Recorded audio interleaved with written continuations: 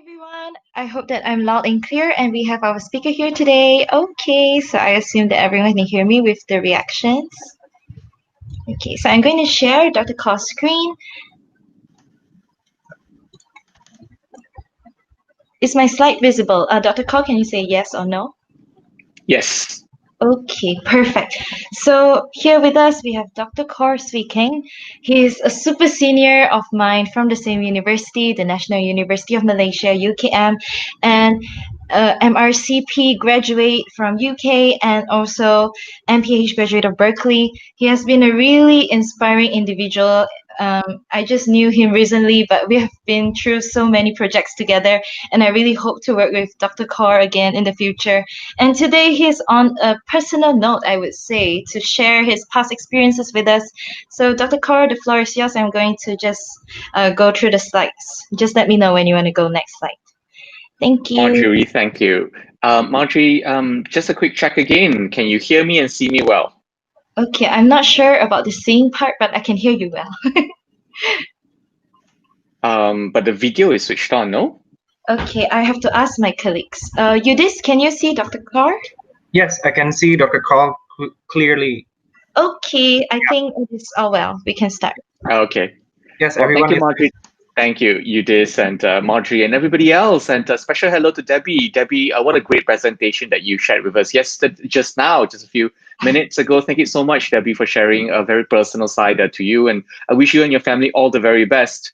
Debbie, you've also been a very inspiring part of AMSA all the way from many, many years ago. And your interest and active participation in AMSA Alumni Associations, I think, has been wonderful. So very happy to, in a sense, return to the AMSA family, for us to have a big family day in 2020. We will take, or I will take with you, we'll spend the next, say, 15, 20 minutes or so, allowing me to share my personal story with you. And really, thank you so much for this opportunity.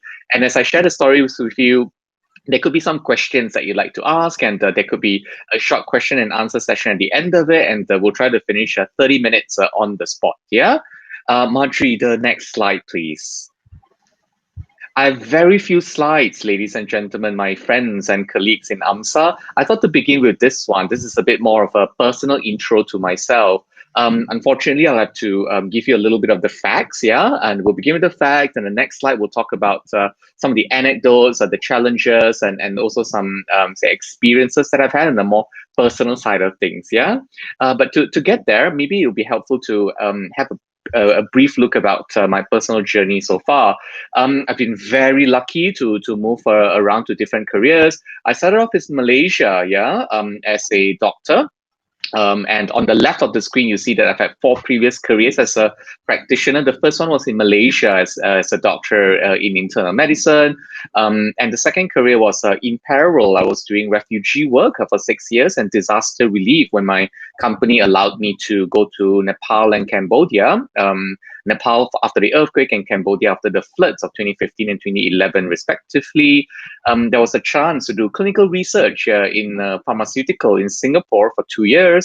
And a large percentage of my career was spent in pharmaceutical anti-corruption, which then talks about, I was working at AbbVie, you may be familiar with the company, and from Dubai, they moved me to Shanghai and then to Paris, and ultimately I was leading this region of the world that we call EEMEA, or EMEA, which is Eastern Europe, Middle East, Africa, Russia, the CIS countries, and also the least developed countries as well. So these are my first 4 careers. And the map on the right of the screen shows you the different countries that I've sort of covered professionally. I may not have traveled to all of them, right? So I've covered 90 countries professionally. I've traveled to approximately 70 countries for both work and pleasure. I've been very lucky. But the countries in red shows the countries that I've covered professionally in various respects. So those are my first 4 careers. In academic terms, like Marjorie has mentioned, I graduated from UKM in Malaysia, the National University, in 2006, then followed on with a master's in medicine and then a master's in public health. And I'm actually completing a 3rd master's in public policy, and this is in the Blavatnik School of Government in the University of Oxford. This is allowing me to transition to my 5th career.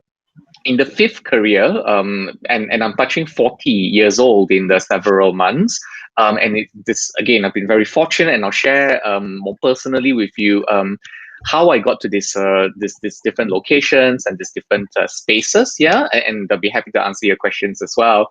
So at the age of 40, I find myself transitioning into a fifth career. So for the last year and a half, yeah, 18 months or so, I've been working in health systems, health policies, and global health.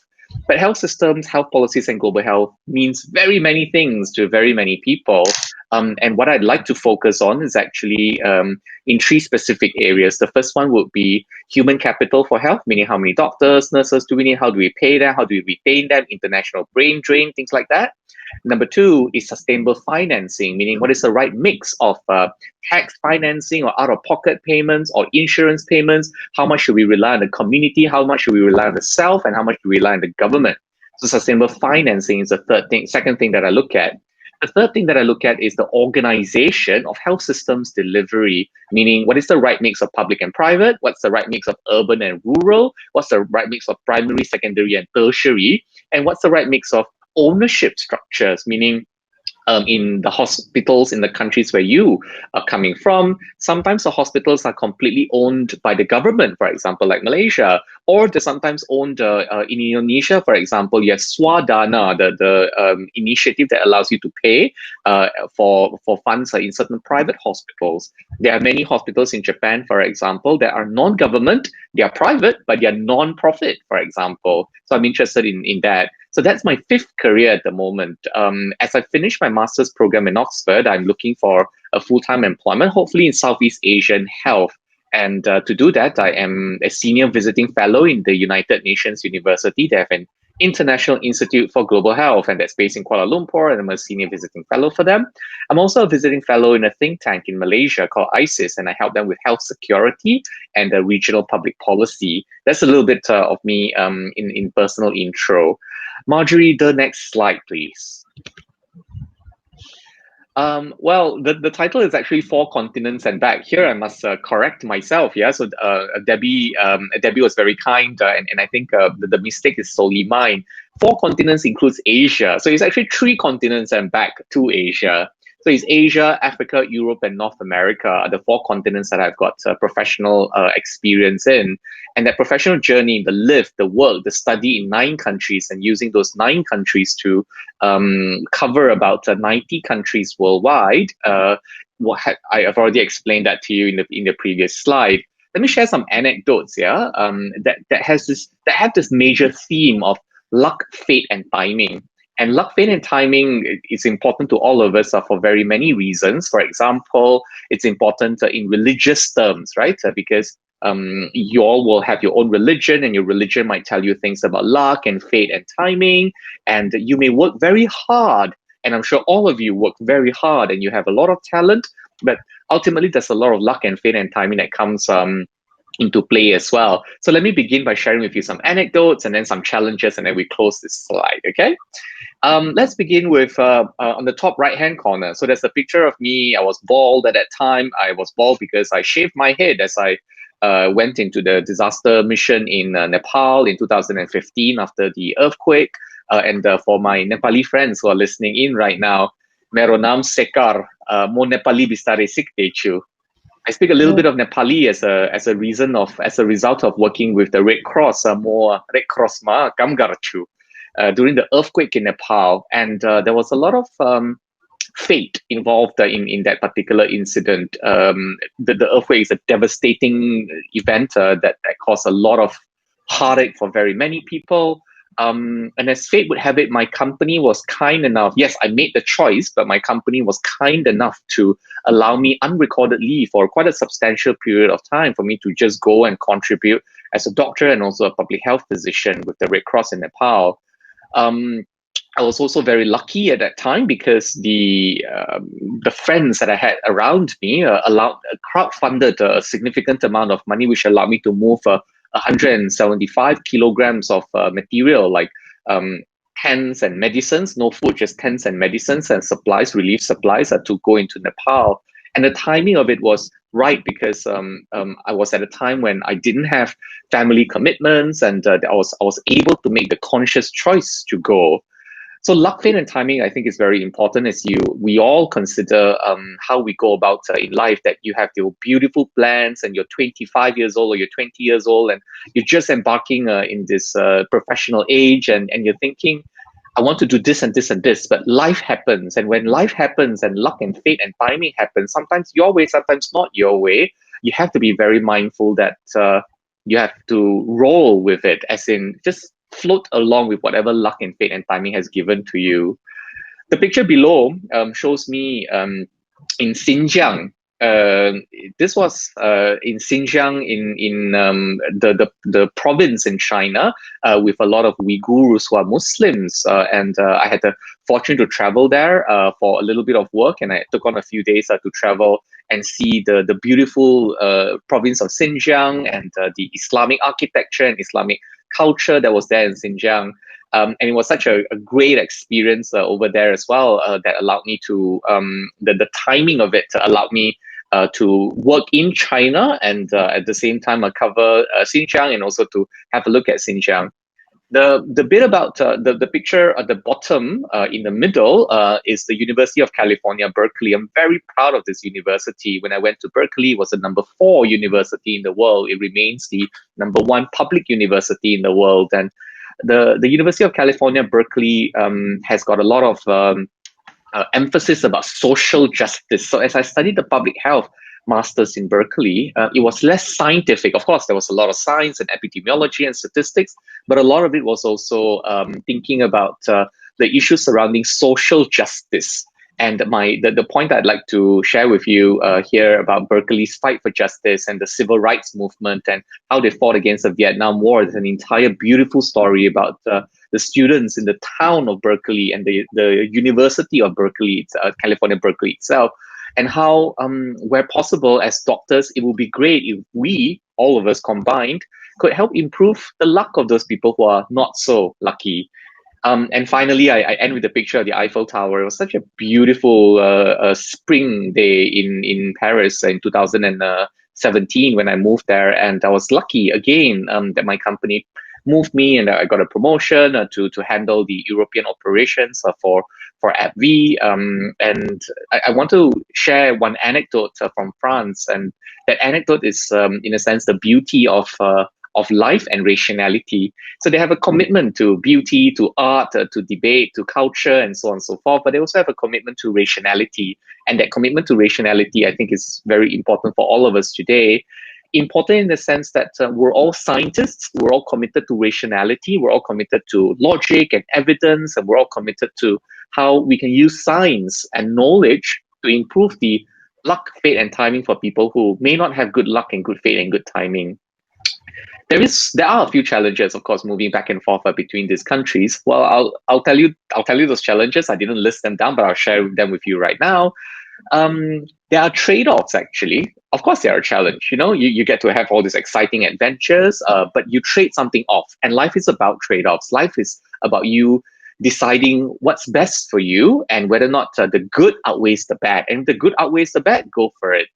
I've had all these adventures, and I've been very lucky to do a lot of meaningful work like anti-corruption and refugee work and so on. Very, very happy and lucky for all these things.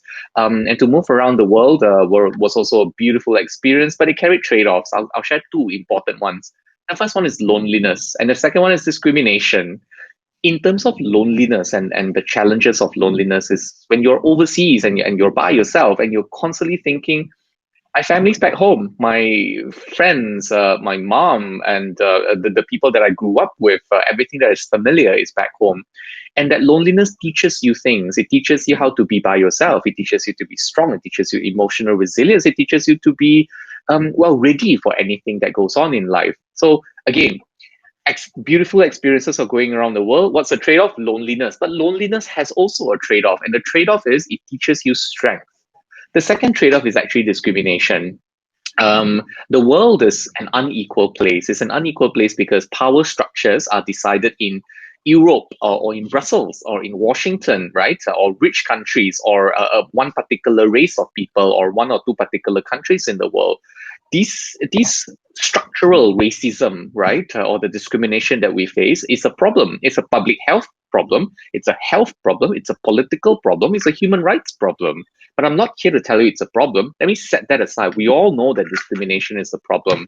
Sexism, racism, discrimination by the country, whether or not you're physically able, intellectually able, and so on and so forth. All these forms of discrimination, and I face discrimination in racial terms, because when you go into the heart of Europe, they might think of Asians as being, say, less developed than the West. That's the trade-off. But what's the trade-off for that trade-off? It is to say, it puts in me a very clear desire to even the playing field, meaning wherever there is injustice, I want to fight it. But injustice means different things to different people. I can't fight racial discrimination all by myself. We can fight it together. And some people fight racial discrimination or injustice or discrimination by focusing on education or poverty eradication or intellectual development, anything. Pick a fight, just as long as you pick a fight. My fight is in health. Our fight perhaps will be in health. And what I mean to say is that as we consider the issues of discrimination and the issues of injustice, and especially the issues of health justice, let's fight this fight together. These are the challenges, my friends, the challenges of loneliness and discrimination that can also be very powerful motivating factors for you to become better people. These are the anecdotes and the challenges that I've had as I moved to 3 or 4 continents and then come back to this part of the world. Well, the world's a big place. Maybe I'll stay in Southeast Asia. That's my hope for the next few years. Or maybe we'll go farther afield a little bit. Marjorie, next slide, please. I will end with some final words. And the final words for everyone would be more philosophical in nature. And I'll say the first one being, be ambitious. Be ambitious in a way that you've never been ambitious before. Many of you are very young and you're already very ambitious. And I'll add one thing. As you are ambitious, what's important for you is that you retain your idealism, but you develop pragmatism at the same time. Idealism alone is not enough. I want to change the world, just like any one of you wants to change the world. But if it's just idealism, if it's just rhetoric and just beautiful words that you have, that's not enough to change the world, because the world is whatever the world is. Your ambition needs to be matched by pragmatism. I encourage you, be as ambitious as you want, but rely on your pragmatism as much as you rely on your idealism. Secondly, to be ambitious means that you must take appropriate risks. And let me draw a spectrum. Some people are very risk averse. Your risk appetite is very low. Some people are very risk prone and your risk appetite is very high. I'm not here to tell you one is good or bad, right? And it's your choice, your personality. You live your own life. You will find the truth that is true for you. What I want to say is you must take appropriate risks. I risk many things, leaving Malaysia, leaving my 4 previous careers and embarking in this current one where I have no contact network, no reputation, no background, really just a sense of passion and an ability to think. Taking appropriate risks means even more during COVID, because if you take a risk during this COVID pandemic that will last for another 2 or 3 years, what happens is that even if those risks fail, it's better to take a risk as a young person than as an older person, but that's a second subject. I'm talking about COVID. If you take appropriate risks during COVID and it fails, 3 years from now, somebody will ask you, why did you take that risk? And you will still be able to say it was COVID and everything was risky. Life is a risk. It's impossible for us to eliminate all sorts of risk, even though we are trained as doctors to balance patient safety as number 1. Primum non nocere, first do no harm. But if you want to change the world and you're ambitious and you want to save people and so on and so forth, it requires you to take appropriate risks. But while you're ambitious and while you're taking appropriate risks, there must be a balance between life and work. The balance that I'm thinking about between life and work is in the following senses, that you cannot only work, that you cannot only find this professional achievement that is good enough for you, because you need family, you need spouses, you need a wife, you need a husband, you need family, if that's what you want. And if that's not what you want, also very good. The point I'm making is your life and your work are equally important. I have a lesson for myself over here. I love work because the work that I do is beautiful, not beautiful, sorry, it's meaningful, it's important. I enjoy it so much that, my wife, my family has to drag me away from the work. They understand, they're very supportive, and it's my journey to find balance between life and work. These are my final words. be ambitious, but be pragmatic at the same time. Take risks, especially during COVID, that gives you a bit of an excuse. And in the super long run of the next 50 years of your life, balance between life and work. Marjorie, the last slide. We think about health and healthcare as a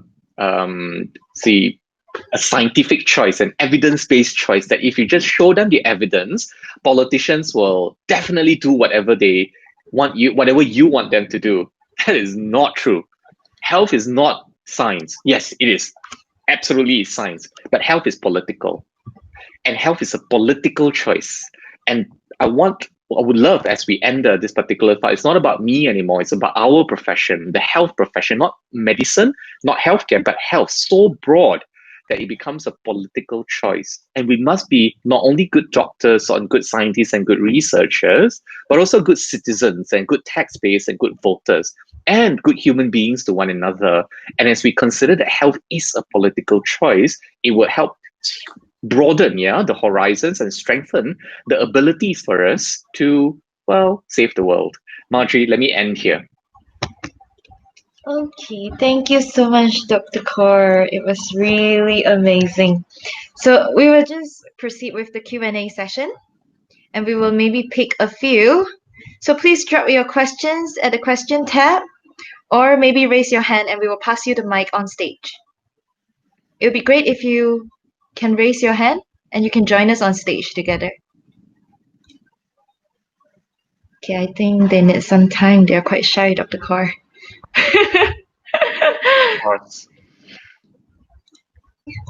Well, everyone is giving a very only feedbacks. Dr. Khor, there are questions in the question tab. There is a question: how do you deal with loneliness, and how do you gather strength if we are ever to face it during our journey? Okay. Thank you, Debbie. How would you like to do this? I saw a question from Bhuvan Giri from AMSA Nepal, who was the first question to ask. Is it okay that I maybe go in on in order? Oh yes. Yes, maybe 11, 9, and 7. Yeah, with the upvotes. Yes, please, Dr. Khor. Okay. Thank you, Marjorie. So, Marjorie, you pass the floor to me, and I'll just keep going. Is that okay? I'll manage the time for us. Yeah, 8 more minutes. Okay. Sure. Okay. Thank you. Everyone, if I don't have time to answer all your questions and you have further questions and you'd like to have short conversations or something like that, please feel free to reach out to me on email. You should be able to find my email on the internet, or reach out to Marjorie. There are multiple ways to get in touch with me, and I would love to hear your thoughts and to meet you in person one day, and perhaps even the people in your country who are working on the same things that I'm working on: health systems, health policies, and global health systems, policies, and global health. Bhuvan, let me begin with your question. Namaste, Sati. Bhuvan's chat group, you have rediscovered yourself in a short period of time. Most required condition in the 21st century, you're right. Did you plan it, or did you just go with the flow? What would you suggest medical students like me who's interested in public policies? Bhuvan, did I plan it? Yes. Did I go with the flow? Also, yes. I'm a very regimented person. So when I was 34 years old, so it was about 6 years ago, I came up with a 50-year plan for my life. It was in an Excel spreadsheet. These are the things I want to achieve. These are the countries I want to live in. These are the experiences I want to have. But it's modular. Modular in the sense that when I was 36, I didn't say I want to do this, and 38 do that. I didn't have that kind of a plan. But I was open to luck and fate and timing opening its doors. So you have to plan.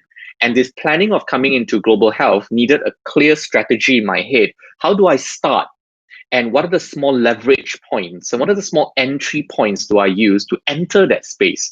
And once you enter that space, how do you make small become moderate? How do you make moderate become big? How do you make, for example, the United Nations University go into the United Nations, for example, things like that. Now, I don't want you to be mathematical about this or Machiavellian about this, but some amount of planning needs to be done. And after you plan, you're open to luck and fate and timing, because I planned many things and many things didn't go to plan, and I had to compromise, I had to improvise, and I had to accept that luck and fate and timing sometimes I didn't go your way. Bhuvan, you're also very right that the greatest skill in the 21st century is not memory. The greatest skill in the 21st century is unlearning and relearning. So you are probably 22, 25 years old right now, the majority of people who are listening in. So let's assume you're 25. You will pass away, the average life expectancy, after 100 years old. And that's looking at 75 years of your career. Your countries will not let you retire at age 60. They will only let you retire at age 75. And you probably want to work because you're healthy until you're 90. And even if you retire at 90, assuming you retire at 90, that's 10 years of retirement that you don't know what to do with. You have to continually reinvent yourself in the 100-year society. What do I suggest a medical student like you who is interested in public policy? Pay attention. You're a medical student. Pay attention during the public health classes. Number one. Number two, think about public policy outside of the health confines, and where possible, have conversations with people who are economists, engineers. I learned so much from economists, so much from political scientists, so much from engineers who design cities and how to improve urban health. Those are the two specific ideas. But one, I have many. Let me just start with two. Pay attention during public health. And number two, talk to your friends, your high school friends, your colleagues who are not in medicine, and talk to them about anything and everything that they study. One, thank you for your question. Parthana Subedi, you're also from Nepal. Namaste, Sati. Your question is how do you deal with loneliness and how do you gather strength? Well, this is very tough. I'll begin with the usual. Sorry, I was quiet for a while as I collected my thoughts. There are the standard answers. The standard answers would be of managing loneliness would be to rely on yourself and your religion and your upbringing and your education, your moral compass, your value systems, your belief, your culture, all those things that are a part of your personality and your history. And if you go back deep inside of yourself, you will understand that there are ways that you can address loneliness. That is one. And there are also the second set of ways to address loneliness. I mean, if you Google up how to manage loneliness on the internet, they'll tell you things like find a hobby and get to meet people and meet friends and so on and so forth. And I think all that is very true as well. So the first two tips are very not simple, they're very real and important ones. But I'll make a third point, which I think is more difficult. And more difficult one about managing loneliness is to accept it as a human condition. It is the human condition that we are lonely. And that is why human beings are social creatures. Human beings are not social creatures, and that's our nature. We're social creatures because we're responding to the psychology and the philosophies of loneliness that afflict us. And then loneliness doesn't become your enemy. If you accept that it is your human nature to feel lonely and to feel periods of doubt and uncertainty, then loneliness becomes a friend. It's a friend that you live with. Of course, you have your hobbies and that you shouldn't feel depressed. And if you have mental health problems, all of us should seek help. And that's very important. We should also rely on our contact network, our family, our relationships. All that is very important. But loneliness can also be our friend rather than an enemy that we have to attack all the time. Prathana, thank you very much. Aprilianto, Vira, Aprilianto, we know each other, and you're an old friend, and I'm very happy to see you over here. And I see that you're practicing in the Netherlands right now, an elderly physician. I'm so happy to hear from you right now, and I hope that we'll see each other in person very soon, Aprilianto. The reason why I switched careers a few times there were a few reasons why I switched careers a few times. The first one or two times was because a young person, it was exciting, travel the world, opportunities open in front of you. I was reacting. But also as a young person, I was searching. I was young. And in fact, even 40, I consider 40 to be sometimes a little young as well. But in my 20s, I didn't know what I wanted to do in my life. I didn't want to do medicine. I practiced for 4.5 years full-time as a physician and 6 years of refugee work. My father wanted me to be a doctor, just like a typical Asian family. I enjoyed the work. The work was very meaningful. I always wondered, though, what if I can do more? What if I can do different things? And I'm glad that my father made the choice for me to do health. So the first reason why I moved around a few times was because I didn't know what I wanted to do and everything seemed exciting and I was still finding myself. Why have I settled down on this one, Aprilianto? It's because as I grow older, I realized that I'm a systems person. And although it's important as an individual to be charismatic and to be inspirational and so on, there are very many inspirational doctors and health leaders. I'm more of a background person thinking about systems, and the inspirational doctor helps one person at a time. But if I can, and that's beautiful and great. And if I can work on a system that can help 1 million people, just a little bit, over a 10 or 20 or 30-year period, we could be able to save a lot of people by making good health policies or global health policies or changing systems. So I found myself, Brillianto, and as finding myself goes, I now understand that I like systems, I enjoy thinking about them, and that's why I'm here. If you allow me, I'll move on to the next question from Stefan Inkriwang. Sorry to Yes. interrupt, Dr. Khor. Of course. Yes. Dr. Santosh have been raising his hand for a few minutes, and we would like to invite him on stage if that's okay, so he can verbalize his question.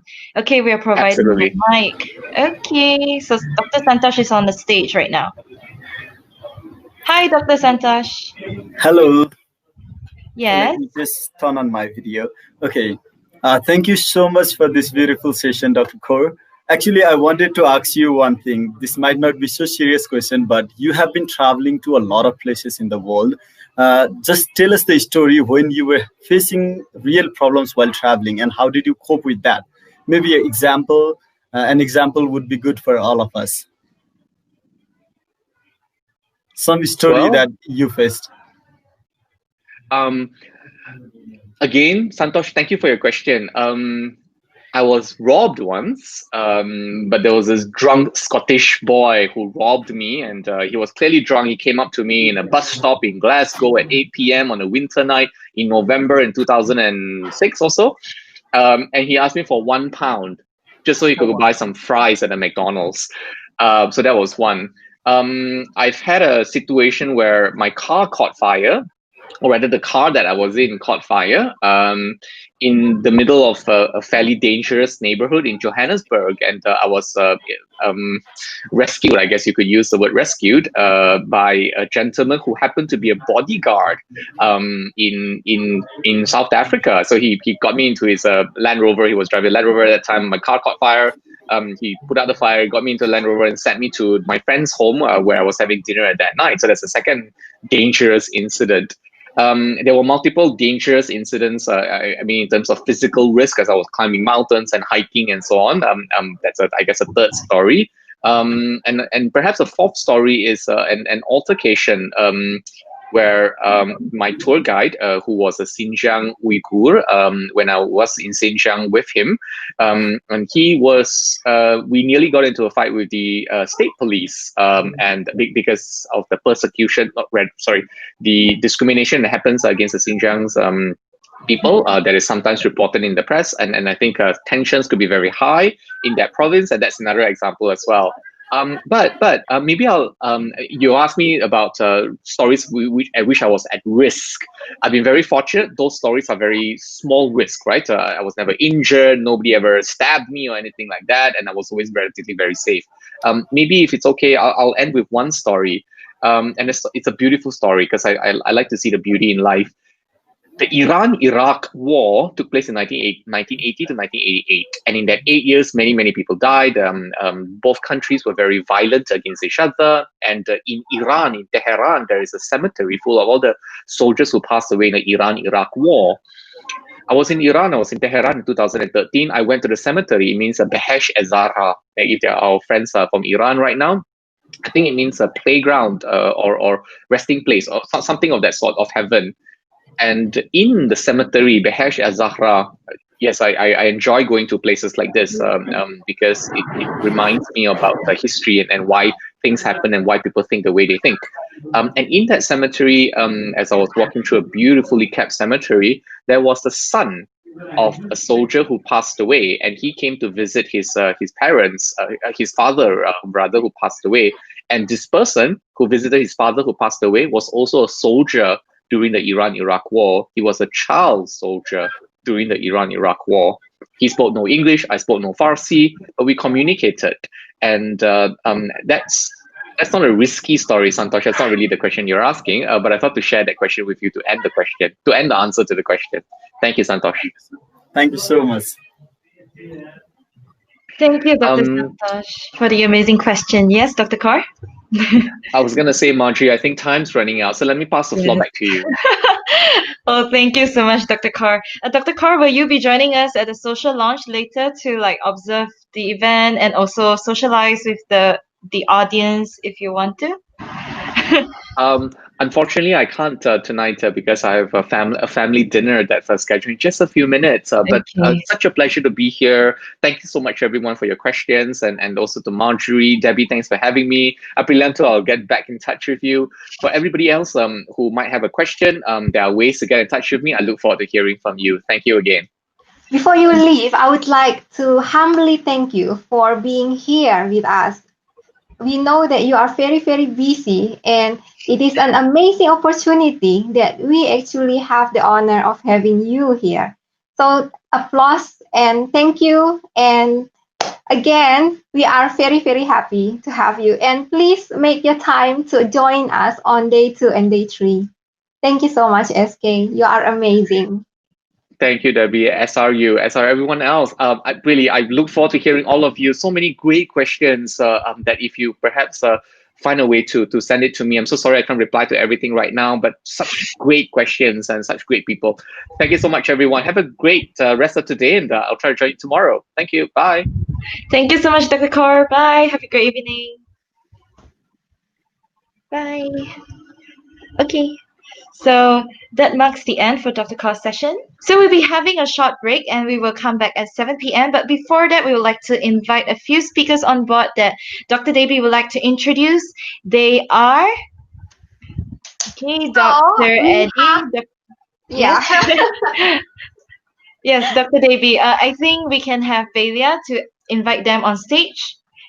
Okay, so behind our AMSA Alumni Club, behind AMSAAC, there is Dr. Eddie, Dr. Cristo, Dr. Santos, and Dr. John. And we are inviting you up the stage so we can show your face to everyone. So Dr. Eddie was the previous Secretary General of AMSA Alumni Club. He was a very, very good friend of mine. And I mentioned him in my story earlier where we sang AMSA song in the train full of people. And Dr. Santos is our current humanitarian officer from Nepal. He does not need introduction because everyone knows him. And we have Dr. John from the Philippines. Okay, those from the Philippines, send your applause. And Dr. John is our membership officer. This is the person you're looking for when you want to join us. And we have Dr. Cristo. Dr. Cristo is our financial officer, but he is actually an entrepreneur and he is a very, very amazing, inspiring person.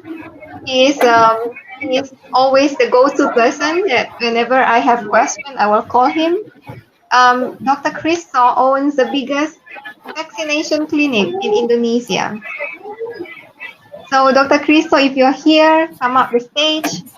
If not, then I have Dr. Santos. Okay, so Dr. Santos has been very, very amazing. Okay, and I have a few alumni here who has been very instrumental in the running of AMSA. We have Dr. Willie Santos, Dr. Evelyn, Dr. Tony, Dr. Chitra, Dr. Madison. Thank you so much for being here. Hi. Thank you, Devi, for being so amazing. It would not have been possible without you. Thank you so much. And thank you, everyone from AMSA International. Yeah, so these wonderful people, they are your colleagues and your friends the moment you join us. And we want to, we always welcome, we always open, we always wanted to help you and want to help to have relationship, want to have friendship and connection with you. Okay, so thank you so much for coming up the stage. I'm going to give it back to Marjorie. Okay, thank you. It was Dr. Davy that actually pulled strings and brought all of the amazing speakers here with us today. Without Dr. Davy, we won't have speakers anyway today. So thank you so much, Dr. Davy, for bringing all of our alumni back here and bringing everyone to connect with one another. Like Dr. Khor, he is finally back in AMSA. Yay! Hey, and do you know something? You do not thank me because in our AMSA we have what are the three things? Knowledge, action, friendship. Knowledge, action, and friendship. It's the friendship that brought them in. I think that if we have to put a nominal on financial remuneration on how much money it will need to take all these people in, it's not going to be possible for us to pay for it. But they come because of friendship. Yes. Friendship moves mountain. Okay, thank you so much. I'm still a junior here, but I hope to see the fruitful friendship in the future when the time comes. And thank you everyone for being with us for the first part of day one. We will continue at 7 p.m. GMT plus 8. I repeat, 7 p.m. GMT plus 8. Please come back and we will have a short break. Have fun, guys! Hi, yeah, we're back live again. I hope everyone is enjoying the social lounge, but we're going to continue with our next session with Dr. Tony. So the session will be about lessons I learned during COVID-19. So Dr. Tony is an orthopedic and spine surgeon practicing at Mount Elizabeth Hospital in Singapore and also an avid YouTuber. COVID-19 creates unprecedented chaos, lockdown, social distancing, travel restrictions, and so on. But there are a lot of great lessons learned throughout the crisis. So, yeah, the stage is yours, Dr. Tony. So Dr. Tony is a very good friend of mine, and he is also a very, very famous surgeon in Singapore. So he has always have a long list in his clinic, and I always am very happy to send him patients because he's a very, very nice physician. He's a very humane and loving doctor, and he wants to share us his wonderful things that he learned from this pandemic. So thank you, Dr. Tony. Yes, everybody can hear my voice. Yes, can you share your screen too? Share my screen? No, share your video. My video. Oh, sorry. Yes. Yes. Okay now? Yes, okay now. Yes, Dr. Tony, we can see you. I cannot see my video. But never mind. Thank you so much, AMSAAC, for giving me the opportunity to share here. So as has been introduced, I'm an orthopedic surgeon and I'm also a YouTuber. I've been a YouTuber in the past just slightly more than 1 year. So it is a great opportunity to share here about lessons. I learned a lot of lessons during this COVID pandemic. And next slide, please. So this pandemic is really turned our world upside down and yeah, create a lot of chaos in terms of medical, economic, travel. I used to go to Indonesia almost every month. Now I haven't been back visiting my parents almost maybe.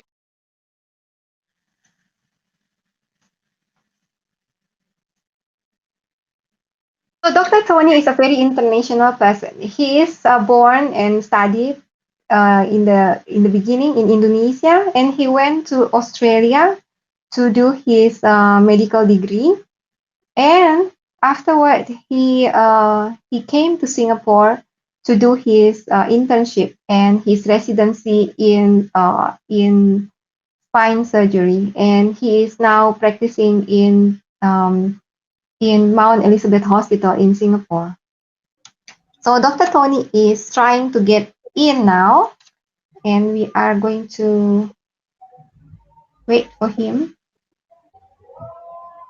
So last year, Dr. Tony did a presentation in the AMSA Alumni Club, and his presentation was something that is very, very good. Okay. All right.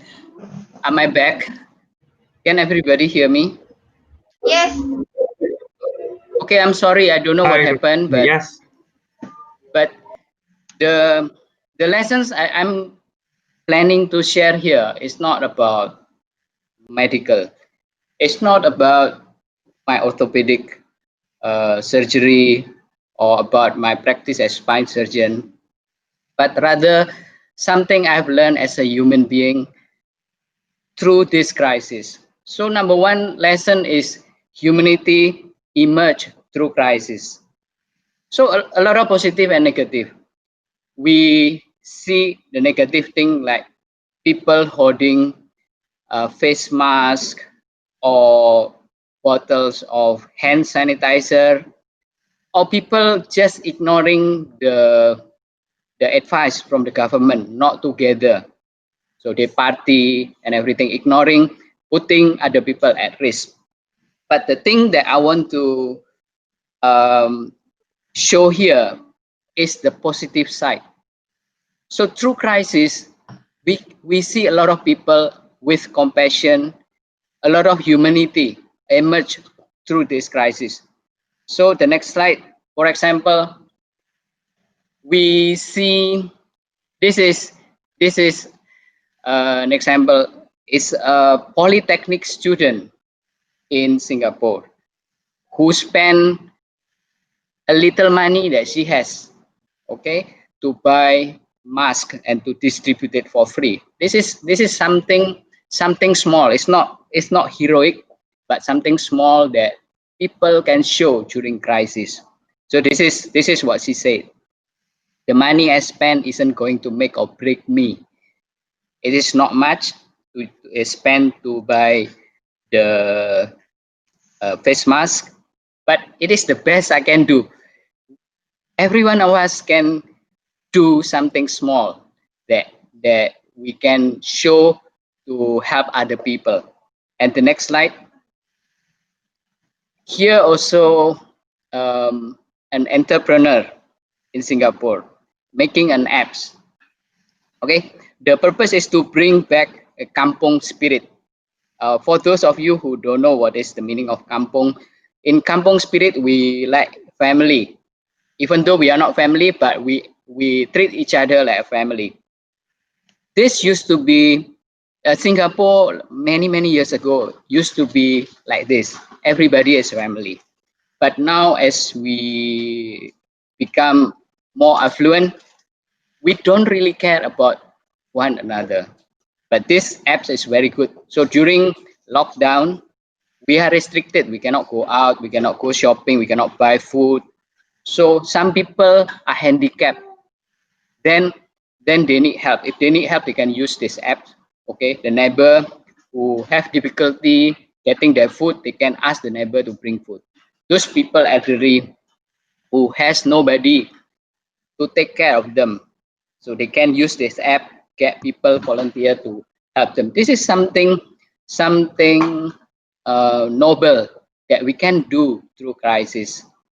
Okay, next slide. Another thing is the second lessons that I have learned here. I'm sure every one of us in many different countries who are present here, we have been impacted by this COVID-19. Probably we have experienced some form of lockdown. We cannot go out, we cannot shop, we cannot meet our friends or even family. Okay, and then in Singapore we call it a circuit breaker. It's about 2 months we are not allowed to shop. All shops, non-essential service are closed, and we cannot dine in the restaurant. Okay, and then once the lockdown measure was eased, we are allowed to go back to dine outside in the restaurant, in a food court, then people start rejoicing. Something that we used to have. So before the circuit breaker, before the lockdown, we are free to shop. We are free to eat in restaurant. But this has been taken away from us during that 2 months of circuit breaker. And once we are allowed to go to restaurant, we start appreciating this freedom. Actually, we had this freedom before. We had the freedom to shop. We had the freedom to go out. But why do we start to appreciate this now? This is because this is a human thing. We start to appreciate things when this thing has been taken from us. So there are a lot of things. This thing has a lot of implications to our lives. For example, to our health. When we are healthy now, usually we take things for granted. We don't exercise. We just eat anything we want. We think that we never get sick and we will be healthy forever. But the truth is not like that. We have to take care of ourselves. We have to take care of our body, and we have to treasure our health. Because when we are sick, sometimes it is a bit too late. Same as our relationship. So we have relationship in the family. We have relationship with our friends. We have to treasure that. Don't treasure things when things has been taken away from us. So, for example, parents. If you have time to spend with your parents, if you have time to take care of them, do it now. Don't do it when they are no longer here. So this is something I've learned. Treasure small things that we have, because the small thing that we have may not be with us forever. Okay, the next one. The next one. Bad time brings out the best in people. So sometimes we collapse when we have a problem. COVID-19 is a big problem, huge problem. It's has messed up our lives. But if we survive, it can bring the best of us. Okay, as I have been introduced, I am a YouTuber. I've been doing YouTube, and last year when I presented in AMSAAC meeting in July, if I'm not wrong, the number of my subscribers was less than 1,000. And now I have close to, if not already, 220,000 subscribers. My YouTube in Indonesian. I made YouTube in Indonesian language. So when my clinic is so busy, I got no time to do YouTube. So I've been absent for quite some time. When the crisis break, I start learning new things. Maybe can go to the next slide. So because most of my patients are from overseas, about 70%. So when the travel restriction was implemented, the number of patients in my clinic dropped very significantly. I can see only local patients. In one way, I am thankful that I can spend more time with my family. But on the other way, I was thinking, how can I spend my time in a fruitful way? So this is something that I do. I learn Photoshop. I learn a lot of design. I learn how to make logo. I learn how to create an animation, to do shooting. Basically, all this put together, it improved my YouTube video. Okay, and I put up the content not so much to promote my clinic or to get more business, but it's so much to educate the general public, the society, so that they can understand better what they have. If they have problem with a bone, joint, spine, nerve compression, so that they can. There are a lot of things I share is about what they can do themselves to get better. Sometimes a lot of things relies on what we do instead of what other people can do for us. For example, what the doctor can do for us, or what we can do ourselves to improve our health. So again, I use this skill from nothing. I learned also from YouTube. I didn't take any course. I learned from YouTube to improve, to bring my YouTube channel to the next level. Okay, next one. So this is the graph. So now I have 219,000 subscribers. This is my Indonesian YouTube channel, and this is the graph of the subscribers. There is a few spikes of subscribers. The highest one is about 5,000 something in one day. So now the average is about 1,000. Next one. Then when the travel restriction was applied, I got no Indonesian patients, and I start thinking maybe I should do my YouTube in English. Okay, can reach more people. Actually, my YouTube was started in English, but then because of because I was shy, that I have different accent. I come from Indonesia, so I speak English with Indonesian accent. I was shy about it, and so I didn't put so much energy to making YouTube video in English. But I come to realize that everybody is different. Everybody speak with different accent, and everybody do things differently because of our culture, and we have to be proud of it. So I changed my mind. I start doing things in. I start producing YouTube videos in English. My English one. It is starting now. It's not as big as the Indonesian one, but it is getting there. This is the picture of my YouTube when I made it in 2017. So as I look back, I look a bit older in 2017 than now.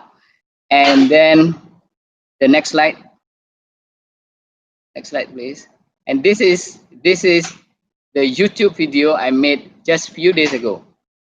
So next slide. So there is nothing impossible. If you have a crisis, if you have challenges in life, the best thing you can do is to believe yourself, to believe in God, and to open yourself to opportunity, to challenges. And if you do this, I think there is nothing impossible that you can do. Thank you so much. Back to you, Judith, Dr. Judith. Yes, thank you so much, Dr. Tony, for an inspiring and great session of yours. So yeah, I believe the questions will gain tremendously from your session, and we shall now have probably one question since your time is almost up. Is that okay, Dr. Tony? Sure. Okay, great. So the audience, you may ask. Okay, we have question from Joanna Valentina. How do you find new things to enjoy, like how all of those things you do during this pandemic came up? And actually, I'm also interested in making videos and designing. So any tips managing time since I was a medical student? Thank you. Okay. So as I said, this COVID is really turning our world upside down, and we get caught unprepared. So when we are unprepared, you have to be open to opportunity. You have to think positively. Don't get yourself succumb to problem, but you have to rise above the problem and try to see opportunity. And the most important thing, when I say about opportunity, it's not about opportunity for yourself. You have to think about opportunity so that you can benefit other people. If you do that and you make video, you benefit other people, it's not benefiting yourself alone. Tuh, Jono dipanggil tuh. Jonas, can you ring the bell? Tadi. You gotta pay attention, bro. Ntar kena marah. Sorry, Velia. You're okay. Please continue, Dr. Tony. We're so sorry. Yes. So the most important thing is be of help to other people. If you make YouTube video, in this example, you have to create a content that is beneficial for others, not just for yourself. This is the principle. And regarding the technicality, I think you can learn from YouTube or from anywhere. If you want to learn from me, I'm more than happy to share my experience. I'm not an expert. I'm still learning, and we can learn together. Okay, I hope I answered your question. Great. Thank you, Dr. Tony, for the answers. So, Dr. Tony, we're so sorry. Due to the time, we only can receive one question. Is that okay, Dr. Tony? Sure, no problem. Yeah. Are you going to continue this to the social lounge later on? Yep. Okay. So, probably the attendees that want to ask question for you, can they direct message you? No worries. I'm more than happy to help. Great, Dr. Tony. Thank you so much. Tony. You are amazing. Thank you for being here, and thank you for your wonderful lessons. Bye. Bye, Dr. Tony. Thank you so much. Okay, that marks the end of our session with Dr. Tony. And yes, Jonas, you may share the slides. Yeah, probably Dr. Tony will have more subscribers after this. Yes, let's hope so. Yeah. We need to put up his you can find him, Dr. Tony Setiobudi. Yeah.